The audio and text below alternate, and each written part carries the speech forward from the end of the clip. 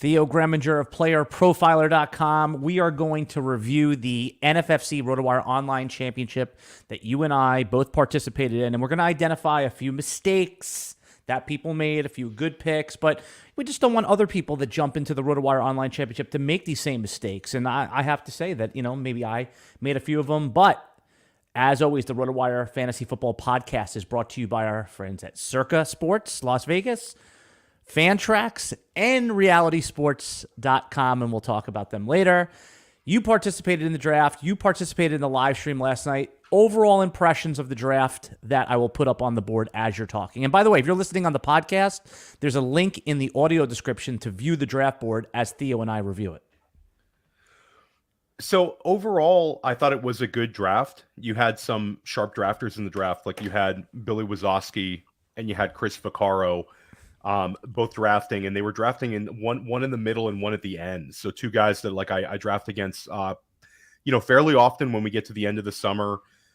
Those guys are tremendously sharp. I thought that for me, I was okay kind of where we were at on the board. This is the first time I've gotten the 101 in a third round reversal. How'd you like it, by the way? Did you like the 101? Because I overall, I thought you did great. I don't mind it because I think you have value right now at 24 overall, and I think you have value at 36, 37. And 36, 37, you're kind of able to kind of shape a little bit of what people do. So I got Aaron Jones in the 5th round, and I think I somewhat influenced that, him falling there by going bang, bang at the wide receiver spot in the 3-4 turn. So I don't mind. I don't see a spot on the board that I hate drafting from this year in NFFC drafts. I think it's it's pretty open, and I think you can find a ton of value in that 2nd round. And also, I think you can find value in the 3rd round as well. So I don't mind the 101. I certainly like getting Justin Jefferson in a start 3 wide receiver format. I think he gives me pretty much flexibility to do whatever I want, a potential 25-point per game guy if it all goes well. And he's got a floor of 18 points per game. So I know I'm going into it with stability at the wide receiver spot. And then, yeah, I don't hate it, Alan.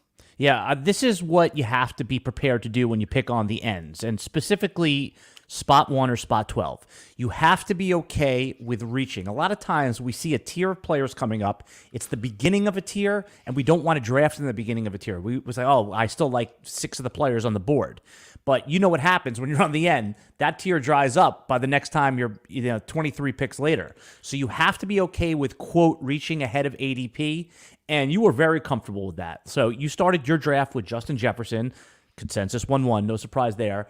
Pollard, okay, listen, we both have agreed that Tony Pollard, as long as nobody signs there, he's going to be defensible to go ahead of any of the other running backs in this round. But this is where I was talking about the reaching part.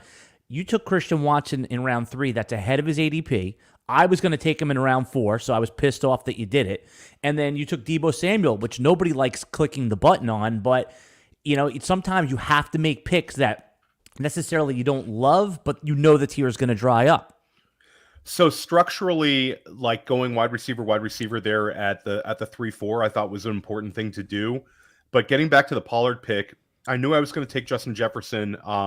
That's pretty easy, I think, in NFFC. I don't think there's a reason to get too cute with it.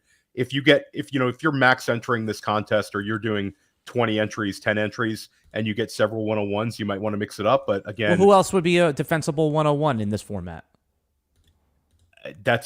It's more of a, if I get 5 101s, I don't want all my 101s to fall into the Jefferson, because then my teams would start looking the same, and you lose a little bit of an edge, in my opinion. If Jefferson goes off, then you have the nuts. No, you definitely could, and I think that's that's a real argument to be had. Yeah. In terms of but there's if you look, Alan, the 101 has been a clear thing multiple years, and a lot of times that 101 disappoints, whether it's injuries, whether things just don't work out.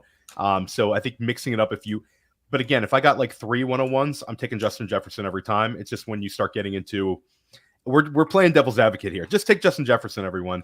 Yeah, well, that's my point, because last year the 101 in a lot of these drafts was Cooper Kupp. Yeah. And he was performing like a 101. Doesn't mean he has to be the best player, but he has to be a top 5 player in the format. And if you're going to justify someone at 101, it's very similar to after like the later peak of Adrian Peterson. When you took him at 101, you weren't drafting him because you expected 101 value back. You were expecting top 3 value back, and that's a win in fantasy football. I think this year, Justin Jefferson is the perfect 101, not because he's LaDainian Tomlinson or Pete Christian McCaffrey, because he's got the youth, the floor, and the upside. Like this, you will never regret making this pick. Whereas, say, like last year with Jonathan Taylor or Christian McCaffrey in years past, you're like, man, this is a running back that can get injured.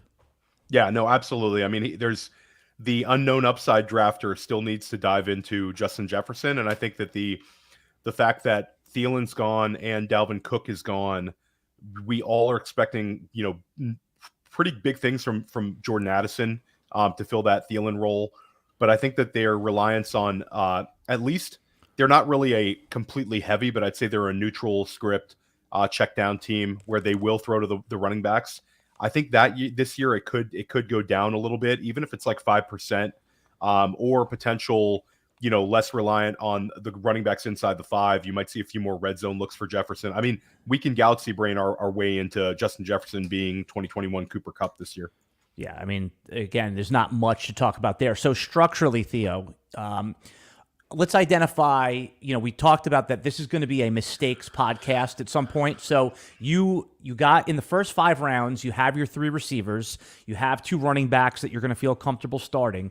But I noticed you have Deebo Samuel and Brandon Ayuk. Now, you just drafted off your board, which is, what the pros do. But would you say that Deebo and Ayuk is a, quote, mistake? Would you redo that pick if you could? And for those just listening on the podcast, Theo took in the 4th round, Deebo Samuel in the 6th round, Brandon Ayuk. I somewhat regret it. I think that the Deebo play, like the Deebo and Watson play, I think they both give me really high upside, and I have the floor of Jefferson, so having a little bit of variance at wide receiver 2 and wide receiver 3 was not a big deal. Going with Ayuk and Deebo is definitely not the ideal build, but I do think individually I'm going to have enough very usable weeks out of the 2 that if I have to start them both, I think I'm in okay shape. Right. Who do you want to be quarterback of the San Francisco 49ers with or is it different for each of those players? Oh, for me it's Brock Purdy all the way. I want Brock Purdy because there's less fear of Brock Purdy cannibalizing the skill position players with his legs, where he, like Trey Lance could end up, if Trey Lance started at quarterback for the 49ers, there's a chance he could run for 8 touchdowns, something like that. And I think and a lot of yards. Even 4 to 6 rushing touchdowns from a quarterback takes away the upside on a week-to-week basis. Yeah, and Deebo's led the NFL in wide receiver rushing attempts for back-to-back seasons. 2 seasons ago was like legendary. Even this past year where there's a little bit of frustration for Samuel managers with the injuries, and also when McCaffrey came over, he still ended up leading the position by a wide margin. So for me, there's scenarios where Ayuk and Deebo both smash. If Kittle misses time, I think they could both smash. I think if McCaffrey misses time, they'd be more reliant on both of them. So it's a very good offense. I get 2 pieces of it. I don't love it. I think that if I could go back and potentially change a pick, that was my next question. If you can go back and change a pick, would you change the Deebo pick? I mean, let's say you have the benefit of like right now, you're allowed to make 1 swap of a player within that same round that could have been yours. Is it the Ayuk or is it the Deebo switch? So for me, I prefer Deebo to the wide receivers who went after him. So I don't think there would have been a real advantage for me to like push up, DJ Moore 12 spots. Okay. So then the Ayuk port, who would you right now? I'm allowing you a redo.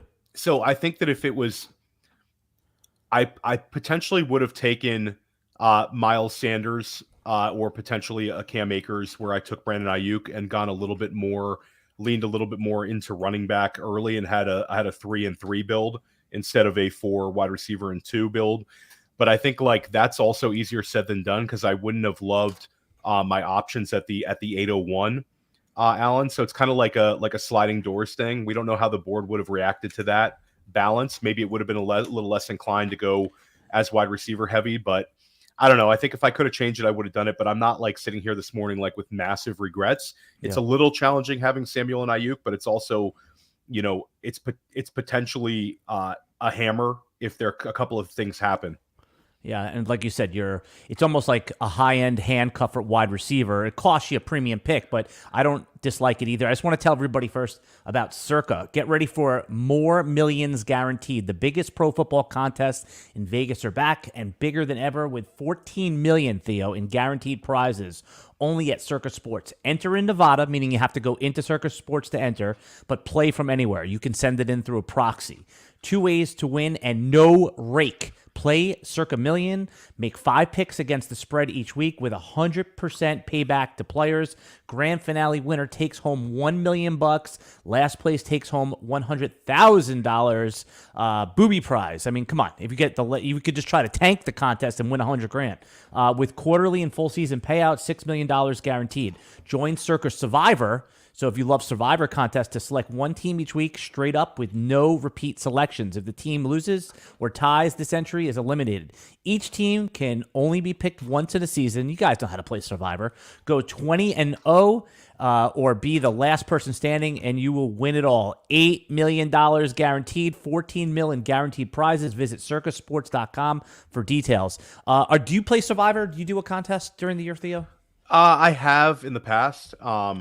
But it's not like my favorite thing. I love Circa though. Circa's that's an awesome spot. I like to hit that up for the first Sunday NFL when I'm in Vegas. If you're interested in doing an entry, I have a pool. It's there's 2 levels to the pool. And again, if you don't love Survivor, it's no reason to do it.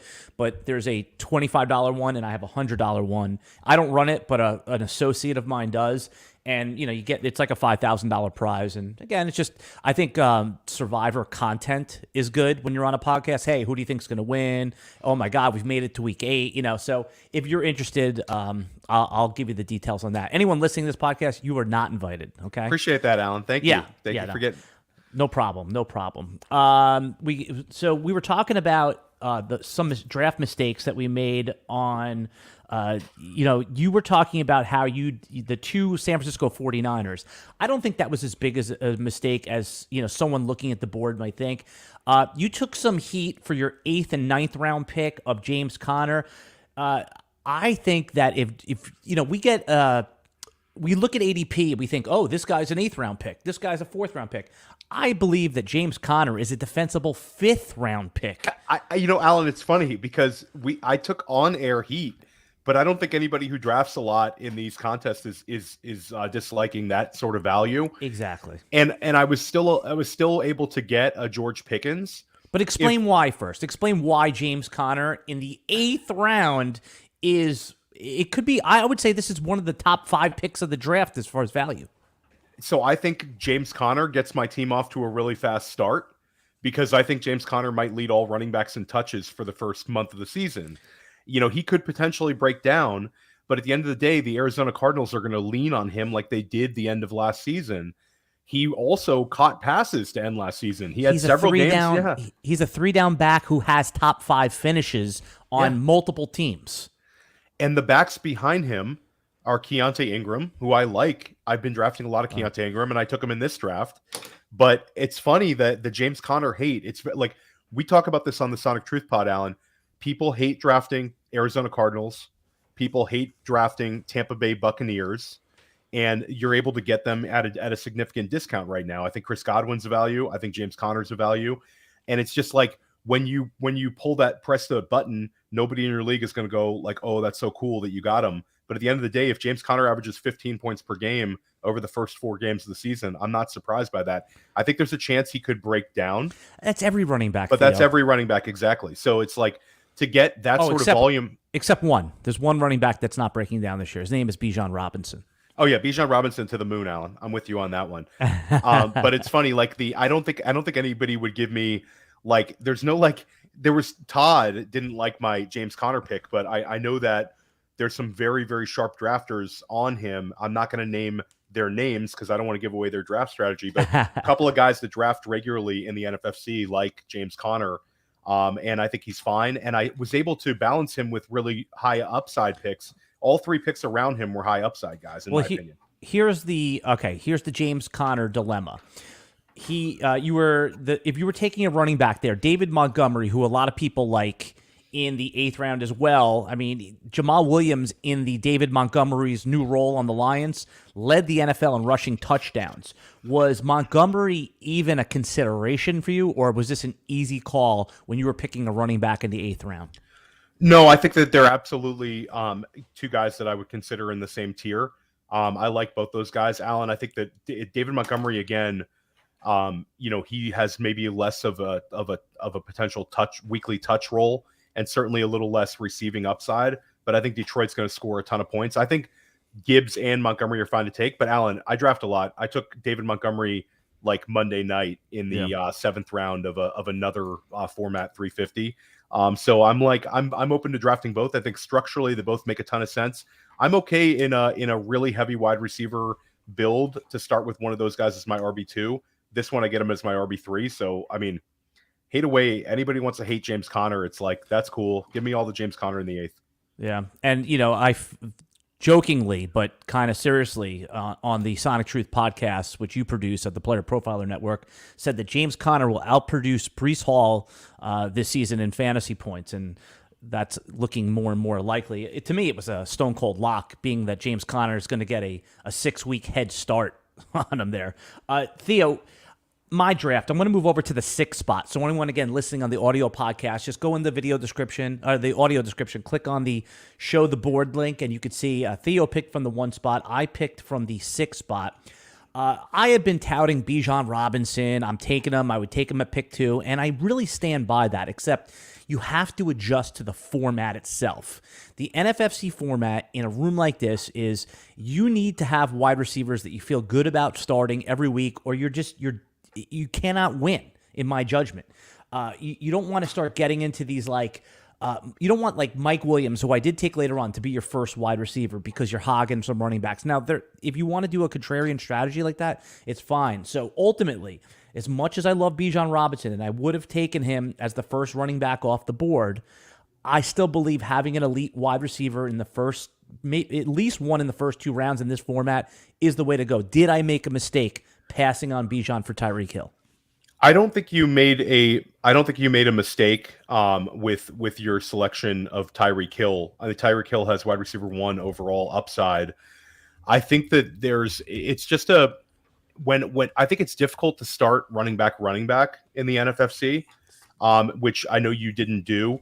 And Tyreek Hill also opened you up to the running back 2nd and 3rd round move, which, you wouldn't have been open to that if you had gone with Bijan in the 1st round. Like Billy Wazowski at the 12 spot won this contest in 2021, took over 250K or 200K, and Billy won it with a hero build. So like I believe he went running back and then hammered wide receiver. So like you can start with Bijan, you could start with Eckler, you could start with McCaffrey, but usually if I'm going with a 1st round running back in NFFC, I would kind of automatically be into like at least wide receiver. I'd want at least 2 of them in the 3rd and 4th round. So Tyreek Hill potentially gives you like an anchor wide receiver. I think where you maybe got into a little bit of trouble, Alan. You could be harsh on me. Well, no, that's not harsh, because I love the player selections. Like I love Justin Herbert in this format with the 6-point passing touchdowns is that's a very good value. And I think that Justin Herbert right now is being underdrafted. So I got him at the 4.6, just so everybody knows. Yeah, and that's for NFFC. That's perfectly fine. And we're talking about a guy, Justin Herbert, that we were taking as QB2 overall a lot of times last year. So where do you think I got jammed up then? You got jammed up, I think, potentially with the Darren Waller and Justin Herbert banging quarterback and tight end. As enticing as it is, you have less outs there. Darren Waller needs Explain what you mean by outs. Explain. Well, I think that it kind of I don't like for this sort of build, it actually kind of worked out okay for you. But I think oftentimes in these higher end NFFC drafts, if I take a quarterback and a tight end, 2 of them in the first 6 rounds, it really limits me. It does. But here's the thing, and you're right, Theo. But I'm looking at Darren Waller as basically a wide receiver, because he's one of the rare guys that is going in PPR formats that if you're telling me 3 tight ends got over 70 catches this year, Isn't he going to be one of them? Yeah, absolutely. And I think that he's one of the few tight ends that you could say could get 130 targets. Right. And again, he might get 3 touchdowns, right? And then it doesn't really pay off. I did not plan on taking Waller in the 6 at all, but it's just, and that's the problem. Everyone's going to be weak somewhere. I mean, my wide receiver 3 is going to be a problem, but you said something that I really want people to understand. The onesie positions, quarterback and tight end. If you want it, go ahead, Theo. I was also going to say, when you did go quarterback and tight end, I think that you should have leaned into your Herbert and built a stack by forcing. I did with Mike Williams. Yeah, but I think I would have gone as I like Rachaad White a lot, but you already are extremely strong at running back. I would have gone Quentin Johnston and leaned into wide receiver in the 7th round, because you were able to get Jamal Williams in the 11th. So Allen got Jamal Williams in the middle of the 11th round. Like, I think with your Nick Chubb and Jahmyr Gibbs start, it's enough. Jamal Williams as your running back 3 would be okay, and you could have grabbed Jerome Ford and just leaned into the Cleveland.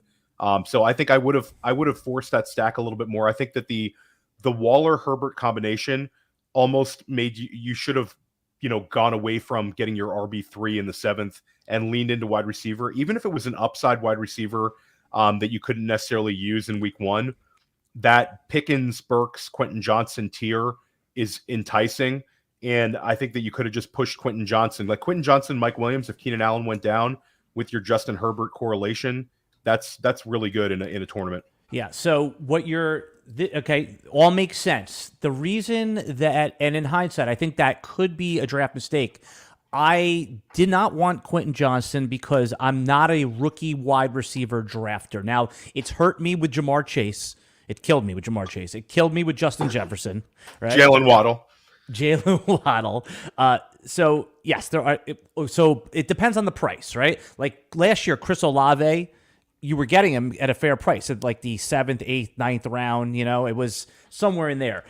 In the 7th round, it's tricky. If you're doing the wait on quarterback thing, you can get those type of guys. But when you take an elite quarterback, by elite quarterback, I cut that off at the Joe Burrow. Now, you could project that Lawrence is going to be in that tier or Watson, but Fields certainly belongs in there too. It changes the build and the construction. But you're right, though, because right now, my wide receiver 3, and, I have the stack of Herbert and Mike Williams. I also have Gerald Everett later, by the way. But I see what you're saying. In an overall contest, you have to almost draft like you're right. And what happens if Mike Williams goes down, or is just, if it's him and Quentin Johnson, it's Keenan Allen that goes out? I limited my upside. I'm almost playing this. I almost drafted like this was a contained 12-person league rather than an overall contest. Yeah. I think that, there's a bullish argument, Alan, that you could also potentially just flex Waller and lean into the stack with it and make Everett a touchdown-dependent tight end.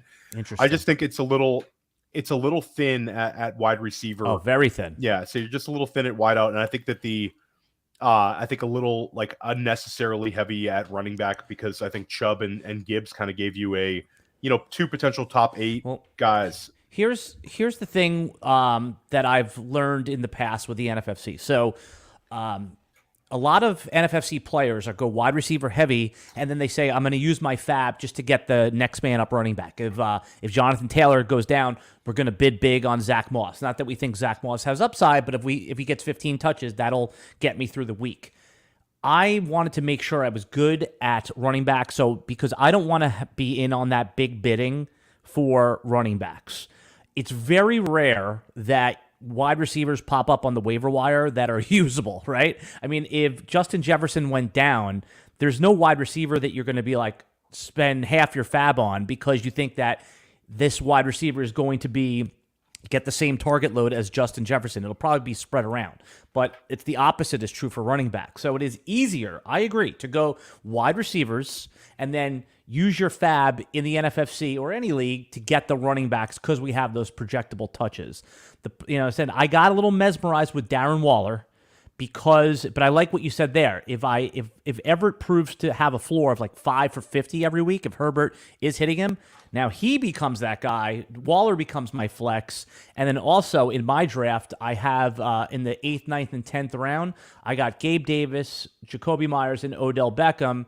I'm hoping Gabe Davis can take that step to be a consistent fantasy producer. And usually I like to have a boom bust guy like that in my wide receiver 3 position. But if I don't have the stomach for it with Gabe Davis, I'm hoping that Jacoby Myers could be that 6 for 80 type of player, 12 to 14 point guy that I can, he's a terrible, boring pick, Jacoby Myers. So I like Jacoby Myers right now. Yeah. I think that like if Hunter Renfrow is moved, then I think Jacoby Myers ADP will tick up. It's nobody wants to click the button on Jacoby Myers, but like I do like him a lot. Where you got him in the 9th, I think that I would have probably leaned into a often banged up Rashad Bateman, but I think the fact that you had gone Gabe Davis, you'd already gone with like a high variance player. Then I think Myers does make kind of a little bit of sense to balance him. Alan, you hate these younger upside wide receivers. You have an old wide receiver core. I love I'm old man drafter. Yeah, I don't mind. I don't mind drafting boring. I've in the 10 years I've been in the NFFC, I've won my contained league 6 times. And now again, that's it's $1,500. That's not the grand prize. I've never hit the money, so maybe I need to change my thinking a little bit, where not worry about my 12-team league, where it's you only the top 2 cash. And since I've had good luck doing that, but maybe my upside's limited, so I'm gonna have to rethink that for my next NFFC online championship, which is, by the way, August 24th. If anyone wants to get into that, I put the link in the video and audio description to sign up for that on August 24th. Theo, you did not go for the elite quarterback. You went for the wait on quarterback, and you played it how you're supposed to play it in 2023, meaning you get the high upside QB with Anthony Richardson, the rookie from Indianapolis, in round 13 on the 12-13 turn, but you also get the safety of Dak. I don't think there's anybody that's excited about starting Dak Prescott, but I think he is the Mendoza line for someone that's a set it and forget it until Anthony Richardson at least shows you 1 or 2 good games that he has, like that rookie Cam Newton upside. Yeah, for me, it's once Deshaun Watson is selected that I think it gets a little bit flat. And I have liked Daniel Jones in this range as well, but he was drafted a little bit slightly early. I thought Team 8 made a nice selection with him, even though there was no correlation. Actually, I take that back. Team 8 made a big mistake. There's absolutely no reason to take Daniel Jones when you have Trevor Lawrence in the 5th round. Right. So wait, let's just go over that for the people just listening. Team 8, who's my boy, the fantasy football geek, he had a proxy drafter, but he did hand in his list. So he took Trevor Lawrence in 5. Right. There's no reason to take. Right. If you take an elite quarterback, the payoff of that is that you don't have to take a backup until the late middle double-digit rounds. Yeah, and if you took his team and you took away Daniel Jones as a QB2 in round 10, in round 9, right? You got Dubs yep, is round, yeah. Mm-hmm. So round 9, Daniel Jones, if he would have swapped in Bateman, Myers, Khalil Herbert, Zach his favorite Charbonnet, wide receiver 4, or one of those running backs that went with Herbert, Charbonnet, and Dillon or A-Chain. Like one of those 4 running backs or one of the 3 wide receivers, like we would love that build because he did make a lot of very strong picks. He actually leaned a lot into upside at the wide receiver spot, got Addison, Dotson, and Zay Flowers to go with Devonta Smith. So he's got a little bit of upside. He has Romeo Doubs in the 10th, which has a little bit of upside, in terms of targets. So he had some interesting selections. But again, that QB, taking a QB2, taking 2 quarterbacks in the first 10 rounds, unless it's like the 9th and 10th round, which is still probably not really the best way to use your draft capital. Once I take Trevor Lawrence in the 5th, then I don't need to take another quarterback, period. And if I do want to take one, it's going to be in the back half of the draft as a backup. I'll suggest this. I think that that's a good mistake that you identified in these drafts here. But how about the opposite point of view, where if you believe Daniel Jones, and I do, is a high upside, top 8 upside, top 7 upside fantasy quarterback with the rushing and the lack of turnovers, why not just pass on Lawrence and grab, whoever your favorite 5th round wide receiver is? If it's Mike Williams, Deontay Johnson, or if you like Ken Walker there. Why not just do it that way? I do think that there's like I like Daniel Jones, but I think Trevor Lawrence certainly has like the best season for Trevor Lawrence this year is better than what the best season for Daniel Jones will be. I think Lawrence is kind of in that semi-elite tier. The guys that if you squint hard enough and you can paint a picture that he could be QB1 overall, whereas Daniel Jones doesn't have the weapons at wide receiver, I think, to push to that kind of magic number. He's going to have to do it with his legs, and also Waller and Barkley having big seasons. I also think, Allen, it's like taking Daniel Jones there if it was a potential, I don't want to say the word stack block, but if Team 7, Chris Vaccaro, had Saquon Barkley in the second round and did not take Joe Burrow, then Daniel Jones would have been maybe a target of his. Or I would say if you didn't take Justin Herbert, correlating Darren Waller and Daniel Jones. I thought about that. Team 6 and Team 7, there was zero pressure on those guys to take Jones. So I think like where he took him was kind of hey, I don't love any of these wide receivers and I don't love any of these running backs, but I think he still should have leaned into it. I even think taking Pat Freiermuth as a tight end too would have been a better pick than Daniel Jones for him there, just based on the structure. There's just no reason to do it. Team 10 is kind of like Danny, that's my friend DK, Danny Kane. Go ahead. He's usually so like go ahead. Danny Kane, like what Danny Kane did though, that was okay. He took Deshaun Watson a little bit later, but again, he took Russell Wilson when running back and certainly wide receiver had started to dry up. He was taking Russell Wilson around the Tyler Boyds, the Adam Thielens, and the Donovan Peoples-Joneses, and there was a little less like weekly floor type wide receiver there. So like he took Russell Wilson and he was able to build a secondary stack with Dulcich. So I don't think that's the worst way to handle a double QB. But like you can see like how the other people did it. Like Team 2 takes a QB, doesn't take one for a while. Team 3, same thing. I believe Team 3, did they go naked at QB 2? So no, he took Sam Howell with his last pick. Yeah, your picture is blocking it right now. Yeah, sorry guys, I'm blocking Sam Howell. But that's just the sort of like I think you limit the how dangerous your build is if you push QB2 up that high in this format. All right, so let's talk about Chung for a minute. He's Team 4. I like what he did there. He gets Cooper Kupp at pick 4, takes Chris Olave, Keenan Allen. Is Keenan Allen in the third round a mistake, or is that just something that the smart fantasy drafters always do? Hey, I don't care that he's this old. He's in a good offense. He's going to get his targets. I know it's a bad, boring pick, but it's a productive pick. So looking at Team Chung, do you like the Keenan Allen pick, and where did he make his first mistake?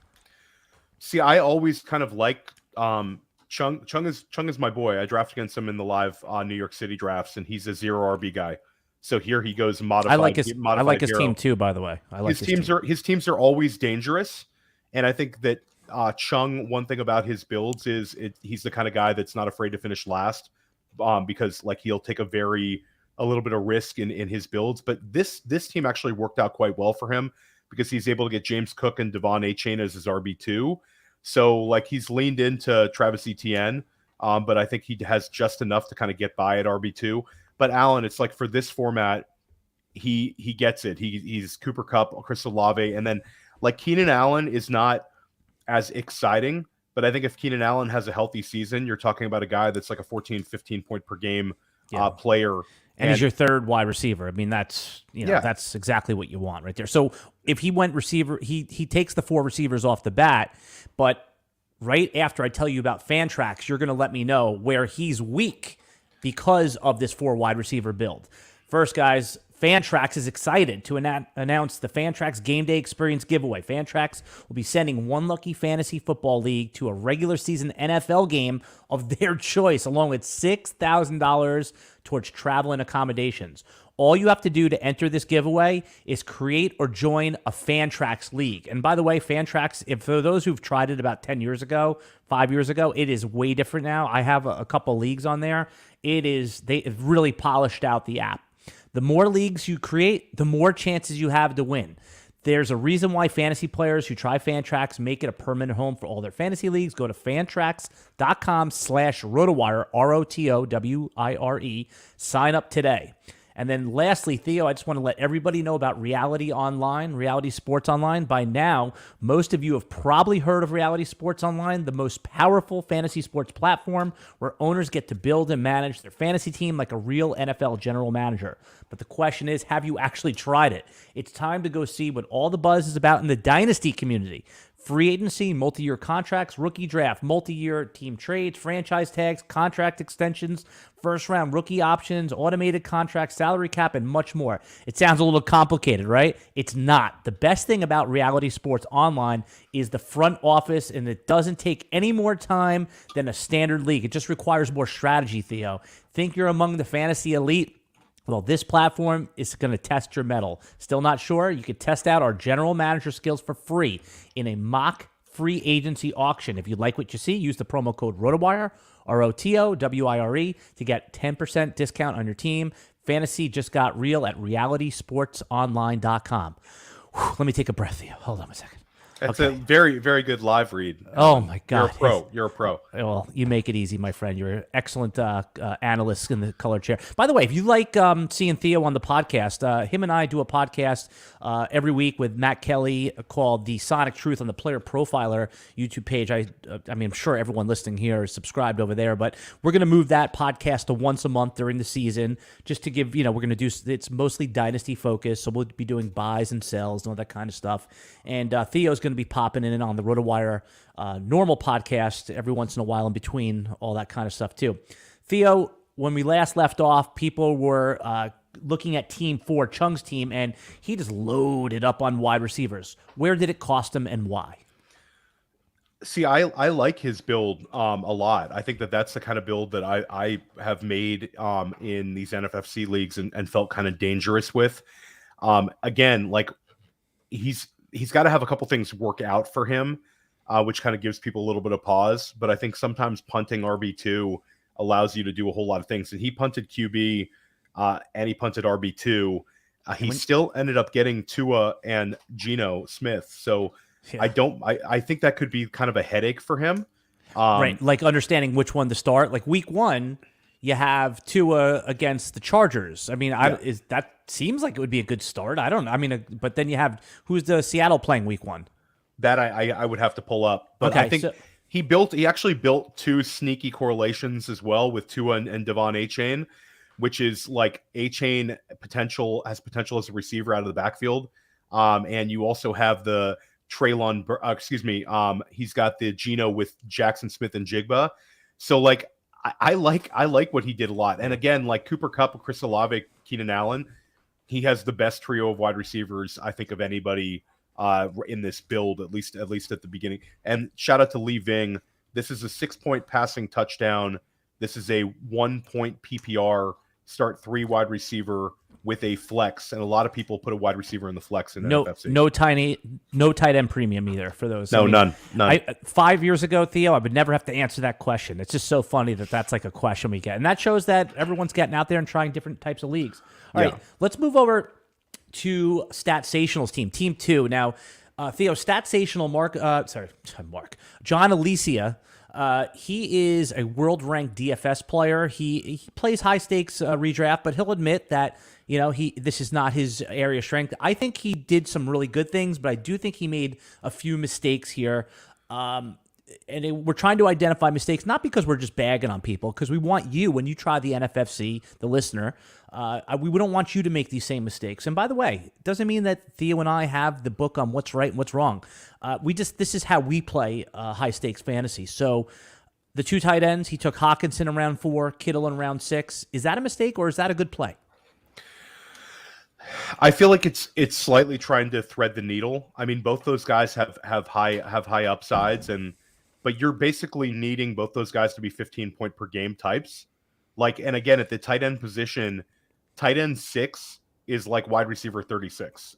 So wait, say that again. Say that again. This is not an exact science, but tight end 1 has been like wide receiver 6. That's been like Travis Kelce in fantasy scoring. Right. But when you get down to like tight end 6, you're starting to talk about like the low end wide receiver 3s. Okay. So even though you have tight end 6, it's like the same as having like wide receiver 28 or 33. Yeah, and it's inexact science. I did some research into this years ago, and I put it on Twitter, and people liked it. Maybe I need to update Do an that. article about this. I mean, I'm not Yeah, telling you, I'm not giving you yeah, assignments and homework. that's actually a really good idea. But the like, you even think back to like the super impactful seasons from tight ends, like Mark Andrews, when he averaged 15 plus points per game. I think he was like a 17 point per game guy. Like that's awesome. Like, and if he hits on TJ Hawkinson and George Kittle, and both those guys give him legitimate like 14 points plus, then I think it's fine.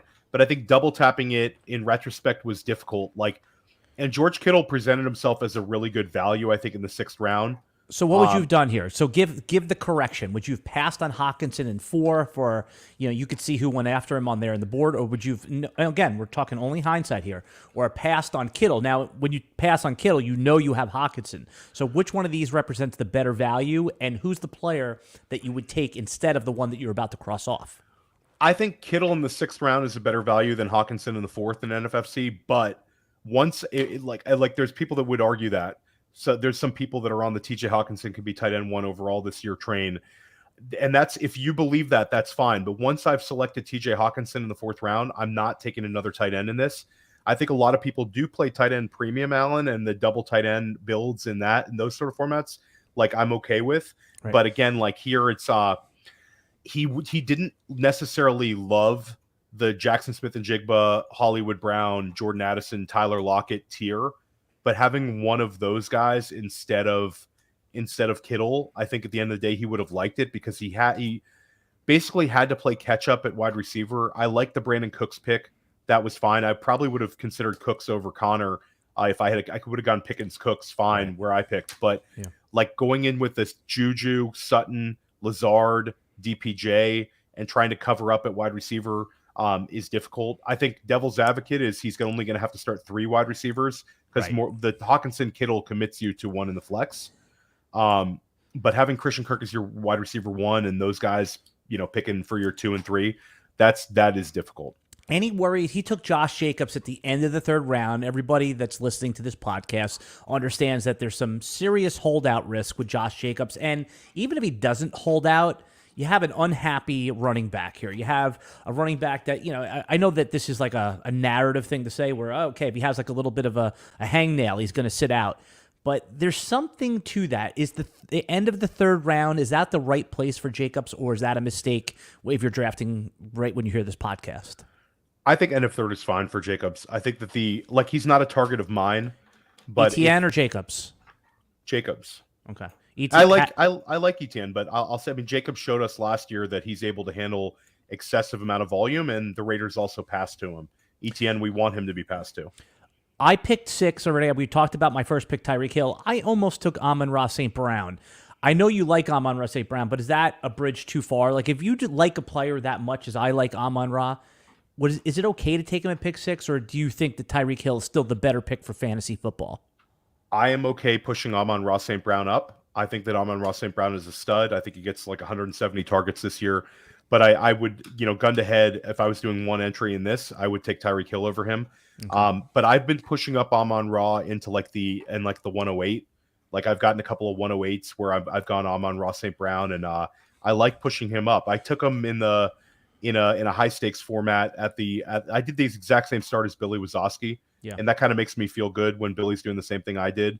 But I did Amon-Ra St. Brown and AJ Brown start in a high stakes one, and I love that start that he had. I'm okay pushing Amon-Ra St. Brown up. I think he's a stud. All right, we're going to talk about a mistake that if you're listening to this and we identify this mistake, you're going to say, this isn't a mistake. You're going to think we're nuts. But Theo, the guy who took Travis Kelce, Team 9, Lalonde, we usually don't see that team take Patrick Mahomes, not because they don't want to, but because he's just not available to them, because we see Kelce go a lot earlier in some of these high-stakes drafts. It's hard to blame Lalonde for going Kelce Mahomes at 9 and, what is that, pick like 6, let's say 13, 14, 15, 16.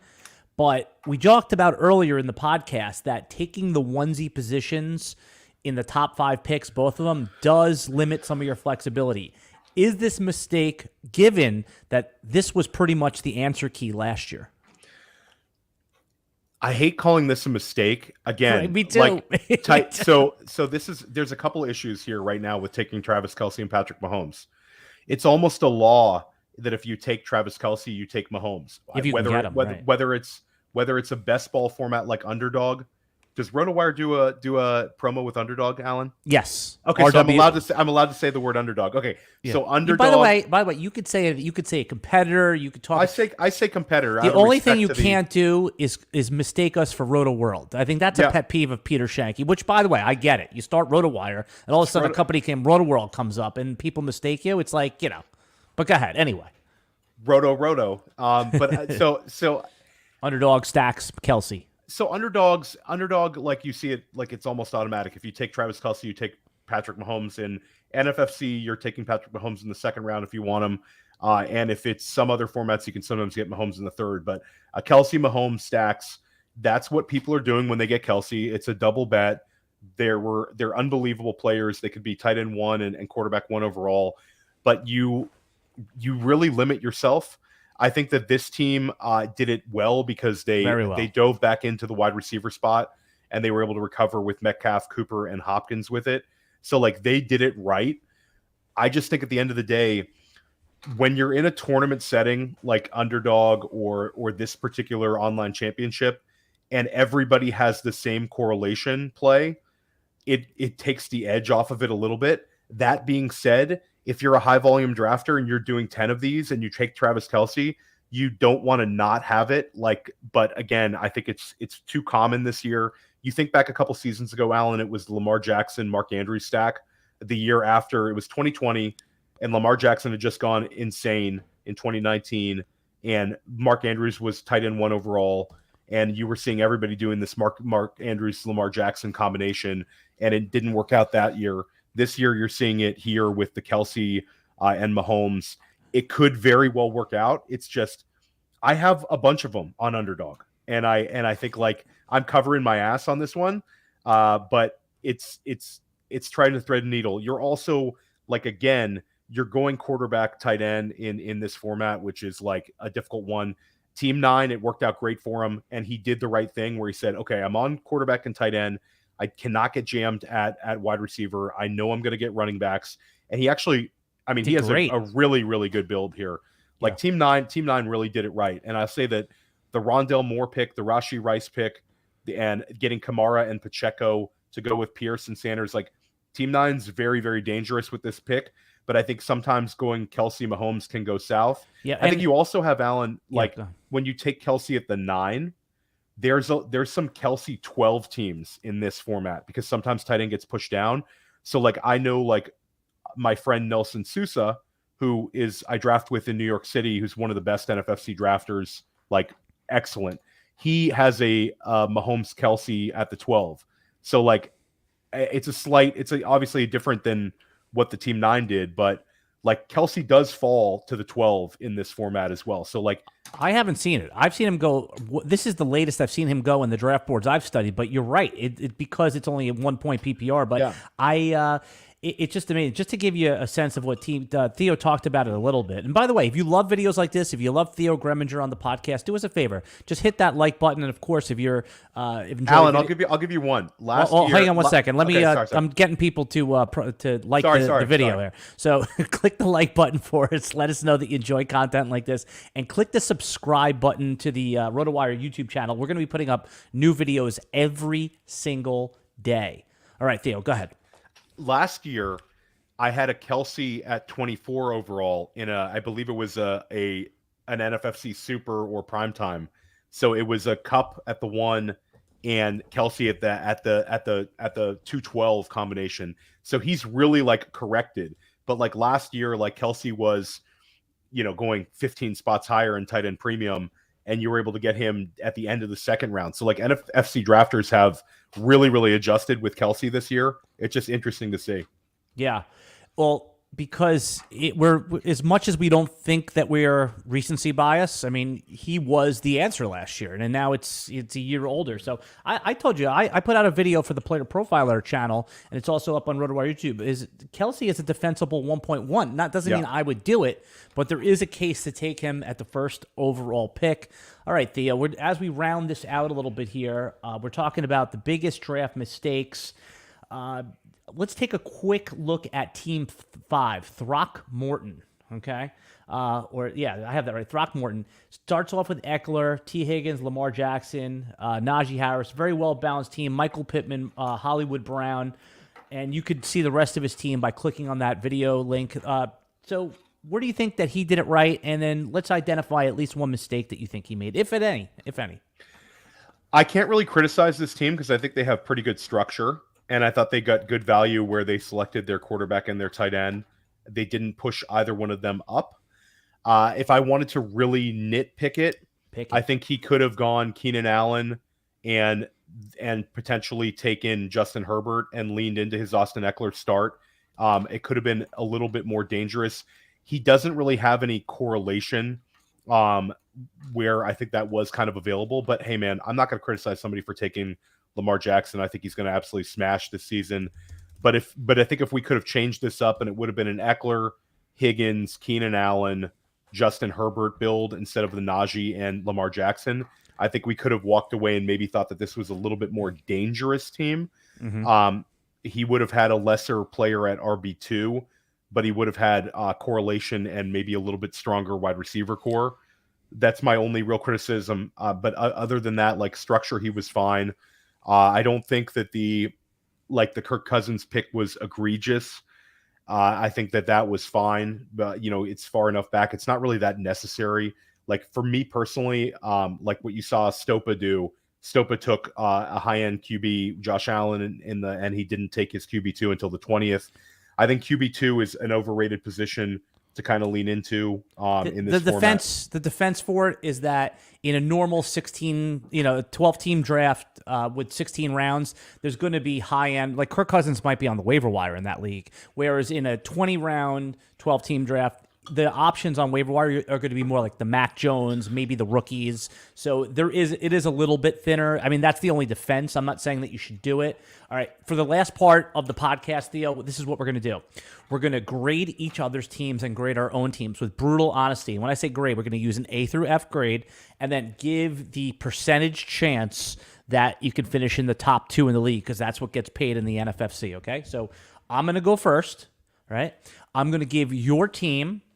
and again, this is, I wanted to crap on your team, but I'm going to give it an A- because you played the weight on quarterback perfectly. If you're going to do it, you didn't buy into the elite tier, which allows you to get some of the other wide receivers and running backs that you wanted, and you have that nice floor ceiling combination. You were patient on the end. You forced picks when you needed to, like Christian Washington III, and you let the draft come to you. So I'm going to give you an A-, and I'm going to say that you have a 48% chance of winning it, and I have 71% chance of finishing in the top 2. Oh, that's Alan. That's an incredible percentage. Thank you very much. I was going to give myself like a B+. I think that I draft a lot, and this time of year I don't usually hate my builds. I don't know if that's a good thing or a bad thing. It's usually you want to kind of like your teams, but I think my team was fine. I think that it's. Are you happy with it? I'm fine with it. I think it's. Yeah. I think I have a chance of advancing out of this 12-team league and getting to the postseason with this build, and that's what it's all about. And I think I have enough mix of floors and upsides, which I kind of like. It's not like too upside driven. It's not too floor. But I'll say, shout out to Team 9. Yeah, there he is. We were complimenting your wide receivers, Team 9. Very, very, very nice recovery. Lalonde, what's your first name? Put it in the chat because he's out. He said that he didn't, for those just listening, he really didn't plan on starting Kelsey Mahomes, but he likes the rest of his build. Yeah, no, he did a great job. If you're going to start Kelsey Mahomes, usually you're chasing. He did a nice job. You can go rewind and listen to that. All right, Theo. You know me. You don't have to pull any punches. Grade my team. Give me 1 or 2 rationales, and then tell me my percentage chances of finishing in the money, which is the top 2 spots. I'm going to say that you get a B, Alan. The problem for you is going to be wide receiver 3, and leaning into that flex decision every week is going to be very annoying. So I'll give you a solid B because I think that the Chubb, Gibbs, Hill combination is really, really strong. And they all have considerable upside out of your first 3 rounds, and I think that the Justin Herbert was a fine pick as well. So, I think that it's difficult to say for your chances of winning this league because you're going to need wide receiver health, and you're also going to need one of those guys to present themselves usable. So like Mike Williams, Gabe Davis, Jacoby Myers, Odell Beckham, you've got to get something out of that. And for you, I would be hitting the waiver wire in the preseason waiver run. Yep. We usually have a darling wide receiver. There's one waiver wire run for us, and I think you've got to prioritize wide receiver in that waiver wire run. Give me an example of knowing who hasn't been drafted, who's a player theoretically or specifically a wide receiver that could pop that we're all going to go after, like Miles Austin years ago. Remember that? Yes, I do remember that. There was I'm drawing a blank now. There was the biggest example of this was McLaurin in 2019, who was not getting drafted in OCs. And I actually was able to draft him to get him on a bunch of the first waiver wire run. He was like a 3rd round pick out of Ohio State for Washington, was tearing up the preseason, and people went and were able to get him for like 20%, which is a significant number to spend in a preseason bid. That same offseason, Darren Waller was on these preseason waiver wire runs. So like we do see those kind of guys. I'll give you a couple guys because I have the list of here. Callaway. Was it Marquise Callaway, right? Yeah, but he got pushed up to like the 5th round. He did, but you've got to remember, like, these started in like June. People were drafting in these, so he gets pushed up. He gets pushed up, but he was on the waiver wire in some of those. All right, so here's a couple candidates that could be what, and again, these are not like win you the league types, but I think a couple players that could be worth bidding on as waiver wire for wide receivers. Devontae Parker could be a play. He was not drafted. He could end up being, if he has 1 or 2 touchdowns in the preseason, you're going to see some bids on him. Allen Robinson, if he does, if he's going to play a lot in the preseason, or he should be playing. They want to see what they have there. He's someone that could end up there. Josh Downs, imagine he catches 2 long ones, Theo. Corey Davis, if there's an injury, could be an interesting one. And then the other guy who I think could garner some bids is, I had him here before. It was Calvin Austin. If there's an injury to one of the Pittsburgh Steelers and he catches a long touchdown. Again, Devontae Parker would be the one because he's an experienced wide receiver, the wide receiver 1 on his team. Yeah, that's a tough sledding, Alan. Exactly why you take wide receivers early. Yeah. Good. I was trying to make a bull case for one of those guys. If Michael Pittman is like injured, then Josh Downs could definitely be an interesting player. I would prioritize Downs with those guys just to see what you have in week 1. The usage and the targets could be higher than maybe we're projecting because he has a little more juice than the guys you listed. Devontae Parker, maybe. But you're looking at both the Pittsburgh wide receiver 3 and wide receiver 4. Not good, Alan. It's tough sledding. I'm going to give myself a B-. Like when I say B-, like a 79 that was rounded up. The teacher was nice to me, okay? And the reason, and I think where I went wrong was taking Jahmyr Gibbs in the 3rd round, but I really wanted him just in case. That should have easily been the Calvin Ridley spot or the Christian Watson spot because this team would be looking a lot different because it would force me that I would have been in on that Miles Sanders tier. Or the Keenan Allen spot, Alan, where you had Justin Herbert, Keenan Allen, Mike Williams. You could have had full stack. I did not want Keenan Allen this year, but, again, that's just player take. I mean, everyone's entitled to that. And I think sometimes if you have, like, with Keenan Allen and Mike Williams, yes, if they have that season like Tom Brady did or Peyton Manning did with the Broncos where you started all of them, including, what was the tight end's name? What was the tight end's name on Denver? Julius Thomas. Julius Thomas. Yeah. You started Demaryius Thomas. You started Welker. I mean, like, you had all those guys, right? It was Welker, right, that was on that team? They were so loaded. And Julius Thomas, that was the year he had like 15 touchdown catches or something insane. Yeah. All right. Let us know in the chat real quick which team you think won the draft. And also, you can give Theo and I a grade. We won't be offended. And again, we'll be back next week with another fantasy football podcast. Theo, before we go, though, let everybody quickly know where they can find you on social media, on X, not on Twitter. We're calling it X now. And what they should be looking for from Player Profiler.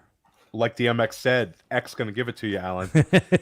So we're best era of hip hop, by the way. That early 2000s, late 90s. Not even close. It was the best. Yep. So I'm at the OG Fantasy on Twitter. I am the director of content at Player Profiler. You can find my written work on Player Profiler. You can find me on the podcast over there. I'm on the Sonic Truth Dynasty podcast with Alan. That's on Tuesdays. You can find me on Press Coverage. That's my solo podcast with guests. You can find me on First Class Fantasy with Billy Muzio. We're on Thursdays, usually at 3:30. We do talk a lot of high stakes over there as well. You can find me on the GOAT District on Wednesday evenings on Player Profiler YouTube. And then I've been doing Man versus Machine. That was a Billy Muzio podcast, but I've stepped in. I've been doing a number of them. I'm going to be on this week. We do a lot of highbrow topics, Alan. We'll talk like advanced strategy and we get after it. It's fun. So and if you want to find and I'm on with Jim Coventry tomorrow morning right here, Alan. Is that a live podcast or is that a pre-recorded? I don't. Oh, it's a live podcast. So but you say tomorrow morning. People don't know.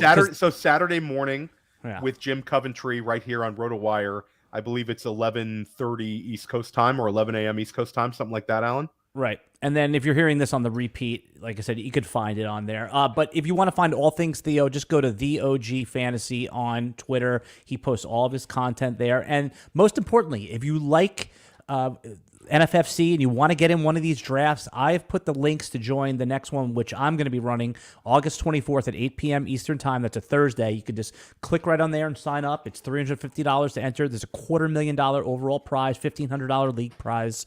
And if you just don't want, if you want to get into one before then, there's another link where you can just sign up for any of the RotoWire online championships. Theo, you did it again. You brought the heat. We appreciate you. And everyone will be back next week with another RotoWire fantasy football podcast.